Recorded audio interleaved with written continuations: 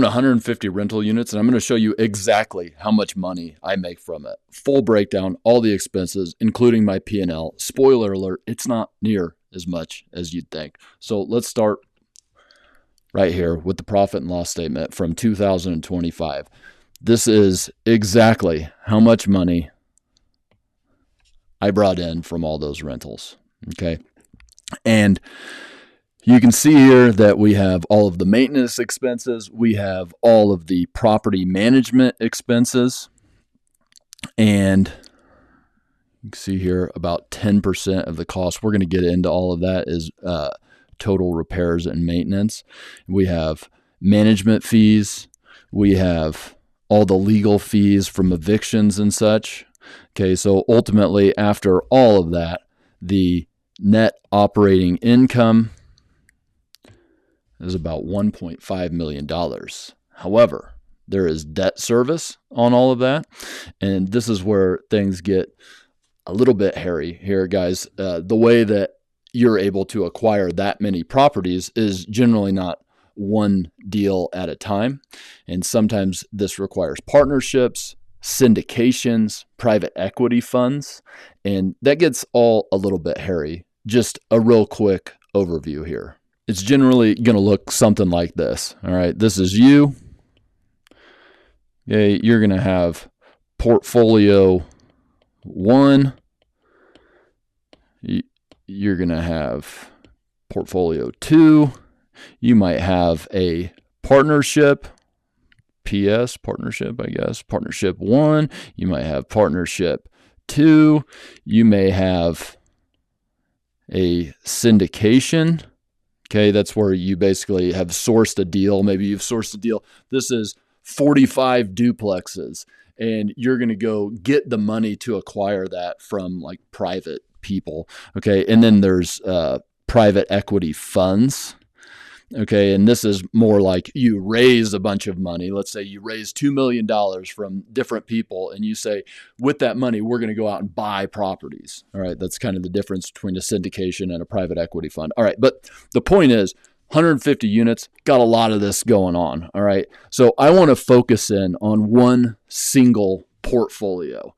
All right, and this one in particular that I chose was because this is a matured portfolio and is all single family homes, which is, I think, why you follow this channel, is because I teach you how to acquire single family homes that ultimately acquire wealth.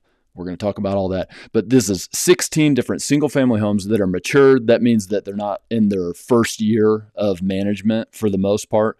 And the first year, you usually have higher maintenance expenses. They have all been put into service. They have mortgages on them. We're going to talk about all that, but that's why I chose this particular portfolio, and it's nice and clean, 16 units, all performing, and a really good indication of what everything looks like. So let's go through it. And we're going to go through this one in detail. So this particular portfolio, about $150,000 of income last year. Let's go over the big stuff first. And then we had maintenance costs of around $25,000. That was ugly. That was ugly too. My gosh. 2 in a row. Okay. Around $25,000. So that's 10%. Okay.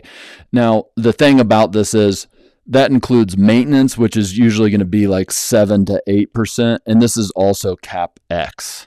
And those are different things. CapEx is really like roofs, HVAC units, hot water tanks, like the bigger ticket items. Because I actually have the maintenance department of the property management company deal with those types of things. All right. And then we have things like management fees, which is, a little under 10%. And then we have legal. This is evictions and such. And all that comes out to an NOI, a net operating income of around $190,994. But not exactly, all right? For you guys that are know exactly what an NOI is, net operating income. This is not exactly it. And I'm going to explain that in just a second. But first, I want to go through all the expenses here. Literally going to go line item by line item, just so you understand what you're going to be in for. All right, so you have your rent income, and then you have your Section 8 rent. So some of these are Section 8 properties. This portfolio is really B class and C class properties. So bringing in some money from Section 8, some just from regular rent, and then some we have pet fees on, so getting some money from that. All in all, that leads to my full income. Okay, and then we have late fees. We have concessions. That might be if I gave a little prize to get people in there if I wasn't able to fill it. All right, so that leads to our total net income. Okay, now we have inspections. So property management might charge inspection fees on certain occasions. You're going to have different agreements with different property management companies. We have pest control, landscaping, just helping you guys think about all the different expenses you might have on a particular property. We have general maintenance, supplies, repairs, roof. They've basically taken their maintenance and busted out into parts, which is helpful because then you can really separate out the CapEx from the regular maintenance, which you're going to need for tax time, not what we're getting into on this video. We have delivery fees. Okay, this might be heat goes out and you can't send somebody to do an HVAC repair in the middle of the night. Maybe you can, depending on the services you have set up, but you might send a heater over there, like space heaters in the property, so that way you can get them through the night. Or you may have to put them in a hotel for the night, which has to happen every once in a while. Now we have the management fees. We have leasing fees, renewal fees. All right. When a tenant moves out and you have somebody moving in, you're usually going to pay a lease up fee for them marketing the property and such. And even if you have a property or a tenant in there already, you might get charged a renewal fee. You might get charged collection fees for them having to hunt somebody down. Okay. We have legal fees, the actual attorneys that need to get hired to do evictions. Yeah, that happens. Luckily, if you have a property manager, you don't have to deal with it personally. You have the eviction process itself. You have utilities that you're probably covering when nobody's living in there. Okay, so if a tenant moves out and you're doing a tenant turnover, you're marketing for the next tenant to come in, you're going to be paying electrical, water, sewer. Okay, you have to do cleaning when a tenant moves out. So you have a janitorial expense. You have to do lawn mowing. Usually a tenant is going to be responsible for that. But once again, when it's vacant, you're going to be responsible for it. So that's ultimately how we come to our $190,994 on those 16 properties. All right. So the $60,000 of expenses, if you take that against the 251 that we brought in on this portfolio, all right, that basically comes to around 76% of the rents that you bring in. All right, now let's go back to this page. If you bring in $1,000 in rent times 76%, that means 760 of that is going in your pocket. But there's more. Usually around 15% of the 1,000, so $150, you're going to pay in taxes and insurance. So minus taxes and insurance, that's going to be $610 you're bringing in. That's why when I buy a property, I always figure in about 60% of my rents are going to be what I get to pocket minus the mortgage payment. So the principal and interest on a mortgage, which let's get into that. So on this particular set of properties, this portfolio, my debt service in 2025 was 183.8. That's an 8. 886. 183,886. Now you remember, if we go back here, how much did I bring in? 190,994. Okay, now I want you to know that your debt is usually going to be principal, interest, taxes, and insurance. Most of the time they make you escrow the taxes and insurance. So my payment throughout the year of $183,886 also included the money that I paid for taxes and insurance. So the 190 XXX, that means that after all of that, I brought in $7,109 of cash flow on $250,000 in rent. Ugh, that blows, right? But that's not even it, okay? There's still business overhead expenses that you have. So you're going to have like your office expenses. You're going to have maybe software. Like we have QuickBooks, so I got to pay QuickBooks. I have bookkeeping. Okay, got to pay somebody to put that stuff in QuickBooks unless I'm doing it myself.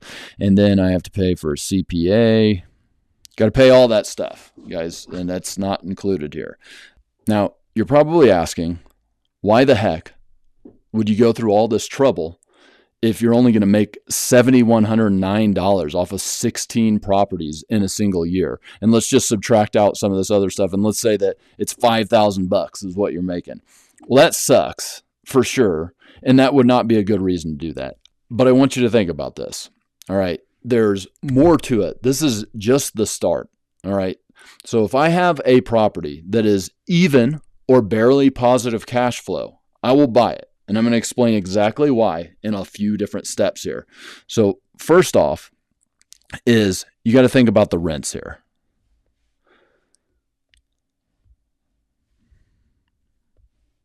There we go. Give me some new space.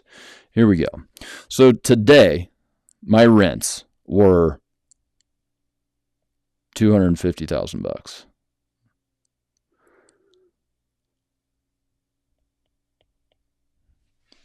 But over time, inflation happens. Rents go up 3 to 5% per year over the past 30 years. That's about how much they've increased. So that means that over 30 years, which is the lifetime of a loan, which we're going to get into. So today is 0 over 30 years. This is what's going to happen is rents are going to go up by 3 to 5% per year. So let's say that after 30 years, that's going to be around $500,000 or more.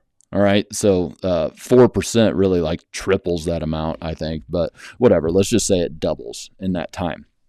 Now, what's also going to go up in that time are some of the expenses like maintenance is going to continue to go up. Property management is going to continue to go up. Your taxes and your insurance, that's all going to continue to go up. So, on this, we're only really making 60%. Okay, so that sucks. We don't get any of that money. We pay other people to do that. But this is the big thing, that even though today the gap between that was not that big, right? It was about $5,000 right there. Gap was not that huge, but this stays even. My principal and interest payment on a long-term fixed rate 30-year mortgage stays exactly the same. And then at year 30, it goes away completely. All right, so this little space right here, hang on. I don't want to use that.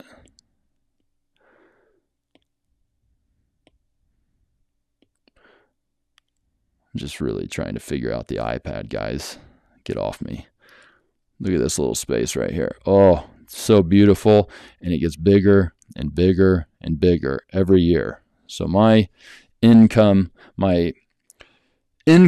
from rentals goes up every year on average until finally it gets humongous. That's why if I can conservatively underwrite a deal today, I'm going to buy it. If it's zero cash flow or a little bit positive, never negative, because that's stealing from everything else. But there's more. Now let's think about this. So currently, what we brought in was about $250K. But what if I didn't have a property management company?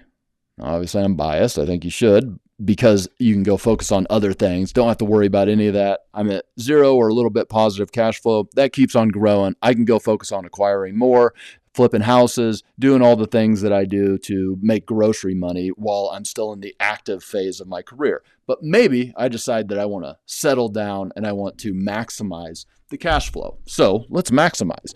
250K today, but if I self-managed, guys, I would make more than the 250K.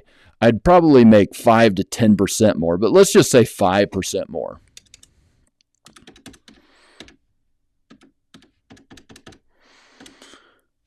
So that would mean I'd be bringing in about 263K instead of the 250K. Okay, but remember my expenses were $60,000. Okay, but I'm self-managing. So some of those are going away. And just real quick, why would I be able to get 5% more if I was self-managing? Well, here's why. One is I would have less vacancy because I would have better tenants. And this is something that a lot of people don't know. But if you're a property management company that is managing for, lots of different people, there are lots of laws that you need to follow, like equal housing and that kind of stuff. And so you can't really pick tenants. It's more of a first come, first serve basis. You have like a company-wide policy that says this is what we accept as tenants, and now you can't choose between them. But you, as a person who is an owner of property, you can make decisions like that. You can decide who you want to work with. So you're going to end up with the exact tenants that you want. Maybe it's just somebody that you get along with better. And if that's the case, you're most likely going to have less vacancy. You're also going to have less eviction costs. And also, you'll probably choose somebody that's going to stay in there longer. You might be looking for the specific type of tenant that is going to stay in there longer. Okay, so I imagine that 5% is easy. 10% is probably more likely, but let's be conservative about this. Now you have the cost of 60K. Now let's go back to the profit and loss statement here, and let's look at this. So we would not have management fees. Those would be gone. The maintenance fees would be less because you would be managing it personally. You might even go DIY some of that stuff if that's how you're going to make your income. You may do some of this yourself. You're going to have tenants who take care of the property better. That's going to go down quite a bit. So in that case, I would say that instead of the 60K, your expenses are probably going to be about 10% or less of that. And that's including capital expenditures. So let's say that your expenses end up being around $26,000 instead of the $60,000. Now,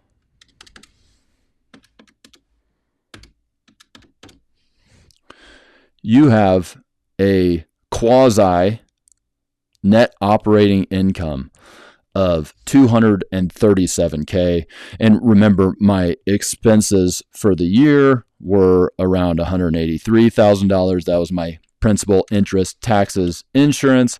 That means that I would have made $54,000 on just that portfolio of 16 properties. Now, of course, every year that number is going to go up. And ultimately, after the 30-year mortgage is over, it's going to go up a lot. That makes more sense. By the way, remember that we're looking at 16 properties of 150. So multiply that number by 10. Not looking so bad. But guys, that's not even the biggest piece of the pie here. Okay, we're only talking about income. And you don't buy single family homes for the income. You buy them for the equity. You just make sure that the income makes sense. I only think about the income as what it will be in 30 years when, you're in retirement age or whatever it may be. So I'm not even worried about this. This is not the big piece to me. The big piece to me is equity. I'm going to show you some numbers right now. This is Airtable. This is where I keep all my properties, and I went ahead and made a view just for these 16 properties that we have here. And I'm just going to walk through it with you. So we have the price. This is what I paid for them. I get great deals on the front end. That's really the key to success. That's not what this video is about, but this is not including the renovation that I had to do on the property. Okay, now we have the value and we have the mortgage and we have the equity on just those 16 properties because I bought these at great deals, did the rehab. So this is how it works. I'm going to buy a $300,000 property. That's the ARV of the property. That's what it's going to be worth after I buy the house. I'll just give you an example of one that I bought recently. I actually bought the thing for $134,000. Okay, that was the price of purchase, and I did around $50,000 of rehabs. So now I'm in at 184. I borrowed the money from a hard money lender to do it. So that cost me, let's say, another, around 10% for the time that I owned it. So let's just say I'm all in with other costs for about $210,000. Okay. I put a renter in there for around $2,300 a month. And then I go get a refinance. They take out that $210,000 loan. So they give me a 30-year mortgage of $210,000. That means I got to pay off that lender initially. I have zero money in the deal. And now I have a tenant that is covering my bills. Let me just show you real quick. One of the tools that I built for you guys at tools.solohouseflipper.com. Go check it out if you want. This house, $300,000. Estimated rent, $2,250. It was actually $2,300. Okay, go to the advanced. I didn't get an 80% LTV. That would have been $240,000. Instead, I got 70%. So 70%. Interest rates right now around 6.5%. Okay, taxes, insurance. Okay, I'm figuring in vacancy, maintenance, property management, CapEx, just like we talked about. CapEx actually a little bit lower, especially on this property because I did a huge renovation on it. Okay, so we have some cash flow, right? Like I said, doesn't have to be huge cash flow for me. I just need to make sure that it's breaking even or better, underwritten conservatively. Underwritten conservatively means I'm thinking about all of these things, all the different costs. That's how you do it one by one. So here we go, back to the table. That's how I ended up with these 16 properties, and the mortgages that I have on them, one way or another, came at it just about like that. That's how I got these properties for basically no money out of my pocket. I'm sure at some points I had to put cash in the deal, whatever. We're investors, not a big deal. But anyway, so I have some equity here. All right. And I actually broke down on each property what equity I have. And then current rents versus goal rents. Some of these are at zero because they're vacant right now. Then the PITI, so I can figure out the cash flow amongst the properties, which we already showed you in the actual P&L. That all pretty much matches up. Interest rates of the loans and such. All right, but this is the main point that I'm trying to make with you right here is, yeah, the cash flow, whatever, we're good to go. But it's the equity game that we're talking about. So let's just look at this, guys. Actually, I don't even need to draw it for you because I made a freaking tool for you. Wealth calculator. I buy this house. It's worth $300,000 today. Okay. I have a loan of 70% on it. Okay. Now, here's what happens. Every year, on average, over the last 30 years, the real estate has appreciated by around 4.2%. So if you project that over the 30 years that you'll have the mortgage on the house, that house will be worth $1.055 million. Okay, we can even be conservative here. Let's say it's 3%. Oh, not 30. 3%. It's going to be worth $373. But your mortgage is getting paid down every month by the tenant that you put in there. That's why cash flow doesn't matter, because they are paying down your principal on that mortgage until at 30 years, you have zero mortgage left. So you can see that the value of the house is going up. This blue line is your net worth at the time. And then the mortgage is going down. And that is the freaking beauty of real estate. So let's just look at this. If you look at this particular portfolio, the current value is around $3.8 million. Mortgages, I think I have like 55% equity right now because I got great deals on the front end, which is an important piece here. But let's just take this portfolio, $3.8 million. I got around 55%. I guess it's a little bit more, maybe 53%, right? This number, yeah, close enough, whatever. At 3% market appreciation, almost 10 million bucks. At 4.2, please, 13 million bucks, no mortgages, awesome. Now, here's the way that people are able to make grocery money off of this stuff. So now I am going to go back to the iPad.